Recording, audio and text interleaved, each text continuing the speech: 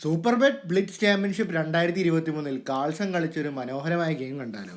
ഇവിടെ വൈറ്റ് കളിക്കുന്നത് കാൾസനാണ്, ബ്ലാക്ക് കളിക്കുന്നത് കിറിൽ ഷെവൻകോ എന്നൊരു പ്ലെയറാണ്. കാൾസൺ E4 വെച്ച് കളി തുടങ്ങുന്നു. ഷെവൻകോ C5 തുടങ്ങുന്നു. സിസിലിയനാണ്. Night F3, night C6, night C3, G6 നമ്മുടെ ഓൾഡ് സിസിലിയൻ വേരിയേഷനാണ്. D4, C takes D4, knight takes D4, bishop to G7. Bishop to G7 കളിച്ച് കഴിയുമ്പോൾ തന്നെ മനസ്സിലാവും ഇതൊരു ആക്സിലറേറ്റഡ് ഡ്രാഗണിലോട്ട് പോവുകയാണ്. Bishop to E3. അപ്പോൾ ഈ ഒരു നൈറ്റിനെ പ്രൊട്ടക്ട് ചെയ്യാൻ ബിഷപ്പ് ഡെവലപ്പ് ചെയ്യുന്നു. Knight F6, knight B3.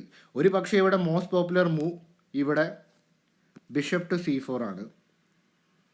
പക്ഷേ കാൾസൺ ഇവിടെ കളിക്കുന്നത് നൈറ്റ് B3 ആണ്. അപ്പോൾ പതുക്കെ ക്യൂനെ മുകളിലേക്ക് വെച്ചിട്ട് ക്യൂൻ സൈഡ് ക്യാൻസൽ ചെയ്തിട്ട് എല്ലാ പീസുകളും ബ്ലാക്കിൻ്റെ കിങ് സൈഡിലേക്ക് തുറക്കാനാണ് കാൾസൻ്റെ ശ്രമം. D6, F3. അപ്പോൾ ഈ മൂവിൻ്റെ ഐഡിയ ഭാവിയിൽ G4 കളിക്കാം. അപ്പോൾ തൽക്കാലം ക്യൂൺ D2 കളിച്ചിട്ട് ക്യൂൻ സൈഡാണ് കാൾസൺ ക്യാൻസൽ ചെയ്യുന്നത്. ഏകദേശം ഇവിടെ മുന്നറിയിപ്പ് നൽകി കഴിഞ്ഞു. കാരണം F3 കളിച്ചിട്ട് ഇവിടെ കിങ് സൈഡ് എന്തായാലും വൈറ്റിൻ്റെ വീക്കാണ്. ബ്ലാക്ക് എന്തായാലും ക്യാൻസൽ ചെയ്തു. Queen D2, bishop to E6. Carlsen നമ്മൾ വിചാരിച്ച പോലെ തന്നെ ക്യൂൺ സൈഡ് ക്യാൻസൽ ചെയ്തിരിക്കുന്നു. നൈറ്റ് ടു E5, സെൻറ്ററിലേക്ക് നൈറ്റിനെ കൊണ്ടുവരുന്നു.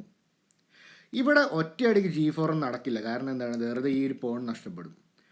അപ്പോൾ അതുകൊണ്ട് ആദ്യം കിങ്ങിനെ ഒരു സേഫ് ആയിട്ടുള്ള B1 സ്ക്വയറിൽ കുറച്ചുകൂടെ സേഫാണ് കാൾസൻ്റെ കിങ്. Rook to C8. അപ്പോൾ ഈ മൂവിൻ്റെ ഐഡിയ നൈറ്റ് ഇവിടെ തക്കതായ അവസരത്തിൽ ഈ ഒരു റൂക്കിനെ ഈ ഒരു നൈറ്റ് വെച്ച് എടുത്തിട്ട് റൂക്ക് ടേക്സ് നൈറ്റ് എടുത്തിട്ട് ഒരു പവർഫുൾ എക്സ്ചേഞ്ച് സാക്രിഫൈസ് ആയിരിക്കാം ഇവിടെ കാൾസൻ്റെ ഒപ്പോണൻ്റെ ഐഡിയ. പ്രത്യേകിച്ച് ഒരു ബ്ലിറ്റ്സ് ചാമ്പ്യൻഷിപ്പ് പോലത്തെ ഒരു ഗെയിമുണ്ട്. ബ്ലിറ്റ്സ് സ്പീഡിലാണ് ഇത് കളിക്കുന്നത്. H4. അപ്പോൾ കാൾസൺ തന്നെ അറ്റാക്ക് തുടങ്ങി. H5. അപ്പോൾ ഈ H5 മൂവിൻ്റെ ഉദ്ദേശം എന്താണെന്ന് വെച്ച് കഴിഞ്ഞാൽ ഇവിടെ തൽക്കാലം കാൾസനോടെ നേരിട്ട് G4 കളിക്കാൻ പറ്റില്ല. കാരണം ഈ ഒരു പൊസിഷനിൽ ബ്ലാക്ക് ഡോമിനേറ്റ് ചെയ്യും. അതുകൊണ്ട് H5 കളിച്ച് അതെല്ലാം പ്ലാൻസ് എല്ലാം തൽക്കാലം അടച്ചു കളയുകയാണ്. Bishop to E2. അപ്പോൾ സ്ലോലി കാൾസൺ തൻ്റെ എല്ലാ പീസുകളും ഡെവലപ്പ് ചെയ്യുകയാണ്. A6. അപ്പോൾ ഇതിൻ്റെ ഐഡിയ പോൺ ടു B5 ആണ്. Bishop to D4, queen to C7, pawn to G4. ഇവിടെയാണ് നമ്മുടെ ആദ്യത്തെ സാക്രിഫൈസ് വരുന്നത്. എന്തിനാണ് G4 ഇവിടെ കാൾസൺ കളിക്കുന്നത്? കാരണം പോൺ വെച്ച് പോണിനെ വെട്ടിയെടുക്കുമ്പോൾ നമ്മൾ കണ്ട പോലെ ഇവിടെ ഈ നൈറ്റിന് വരാൻ പാടില്ല. ഇവിടെ ബ്ലാക്ക് അല്ലേ ഇവിടെ ബെറ്റർ. പക്ഷേ ഇവിടുത്തെ പ്രശ്നം എന്താണെന്ന് വെച്ച് കഴിഞ്ഞാൽ ഈ G4 മൂവിൻ്റെ ഉദ്ദേശം പോൺ വെച്ച് കാൾസൻ്റെ ഒപ്പോണൻറ്റ് വെട്ടിയെടുക്കുമ്പോൾ തിരിച്ച് ഈ പോൺ വെട്ടുന്നതിന് പകരം F4 ആണ് ഇവിടെ കാൾസൺ കളിക്കുന്നത്. ഇതാണ് ഈ ഒരു മൂവിൻ്റെ മനോഹരിത. ഒരു പോൺ സാക്രിഫൈസ് ചെയ്ത് ആ പോണിനെ തിരിച്ചെടുക്കാൻ വേണ്ടിയല്ല, കൂടുതൽ പവർഫുൾ ലൈൻസ് ഓപ്പൺ ചെയ്യാൻ വേണ്ടിയാണ് കാൾസൺ ആ മൂവ് കളിച്ചത് F4.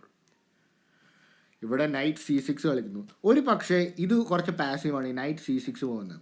ഒരു പക്ഷേ കാൾസൻ്റെ ഒപ്പോണൻറ്റ് കളിക്കേണ്ടിയിരുന്ന best move bishop to H6 ആണ്. ഈ മൂവിൻ്റെ ഐഡിയ എന്തായാലും പോൺ വെച്ച് ഇതിനെ വെട്ടിയെടുക്കാൻ പറ്റില്ല. കാരണം വെറുതെ ഇവിടെ ക്യൂനങ്ങ് നഷ്ടപ്പെടും. അപ്പോൾ അതെന്തായാലും നടക്കില്ല. ഇനി വേറെ ഒരു ഐഡിയ എന്ന് പറഞ്ഞാൽ ബിഷപ്പ് ടു H6 വരെ വേണമെങ്കിൽ നൈറ്റ് C4 കളിച്ച് ക്യൂവിനെ അറ്റാക്ക് ചെയ്യാം.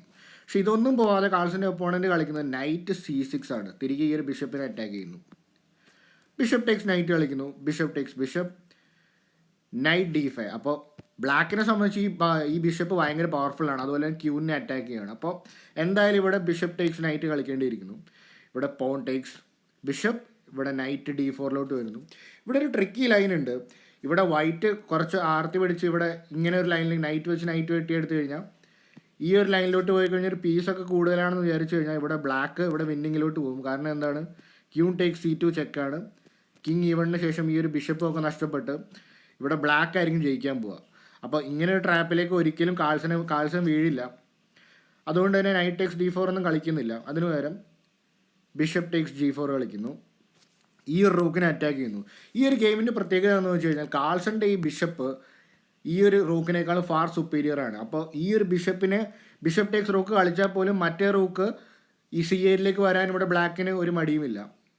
Night takes B3, A takes B3, A5. അപ്പോൾ ബ്ലാക്ക് എന്തായാലും ക്യൂൺ സൈഡ് പുഷ് തുടങ്ങി കഴിഞ്ഞു. H5. അപ്പോൾ കാൾസൺ വെയിറ്റ് ചെയ്ത് കഴിഞ്ഞാൽ ഇവിടെ A4 A5 പെട്ടെന്ന് വരും. A4 ഒക്കെ പെട്ടെന്ന് വരുമെന്ന് കാൾസൺ മനസ്സിലാവും. അതുകൊണ്ട് H5 കളിക്കണം. A4. അപ്പോൾ രണ്ടുപേരും ഓരോരോ സൈഡിലേക്ക് അറ്റാക്ക് തുടങ്ങിയിരിക്കുകയാണ്.